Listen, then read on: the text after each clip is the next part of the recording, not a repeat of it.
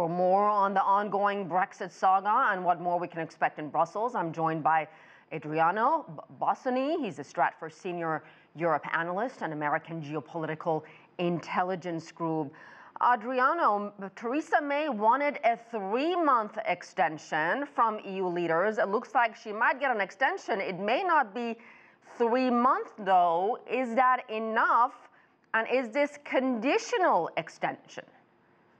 The EU is basically telling the UK, you have 1 week to approve a deal, and if you do approve a deal, then we will give you time until mid-May to leave the EU. Of course, the UK wanted a longer extension. They wanted to stay in the EU until late June, but in the case of an agreement, if the Commons approve a withdrawal agreement, I do not think that the debate between mid-May or late June will make a difference, because we would be in the context of an agreement, in the context of an orderly Brexit. So if it's a month and a half or 3 months, it would be just a minor detail. The main problem is if by March 29th the UK does not approve a withdrawal agreement, and that's when the EU will have to hold another summit and decide what to do next. So let's say Prime Minister May goes before the MPs again next week and once again puts her Brexit divorce agreement up for a vote. What makes her believe, if twice already this deal has been rejected, it's going to be passed this time around? Well, the UK government strategy is to put a lot of pressure on parliamentarians because hardliners may think that if they reject the withdrawal agreement, then the UK could be trapped in the EU for months, if not years, if it gets a long extension. So Theresa May's strategy is to threaten the hardliners within her party: approve this now, or otherwise we will be forced to remain in the European Union for a very long period. But of course, this is the same document that was rejected by a large margin in January and then a couple of weeks ago, so she will face an uphill battle. It's not a given that she will succeed with her strategy of just pressuring MPs and making them fear the consequences of disapproving the agreement. Adriano, I'm sure you've been watching this process from day one.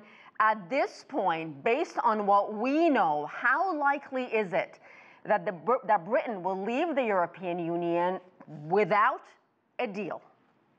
We have seen countries, in particular France, has been very vocal in its position that if they do not approve a withdrawal agreement, then the EU will authorize the UK to leave without an agreement. But I think that if it gets to that, if we get to March 28th or March 29th and there is still not an agreement on the table, I think that the EU will grant the UK more time. Of course, the UK will have to give the EU something in return. The EU will ask the UK for a concrete plan on what exactly it plans to do with the extra time that it's buying. But I think that despite of the threats that we are seeing right now, I think it's in the EU's interest to grant the UK more time.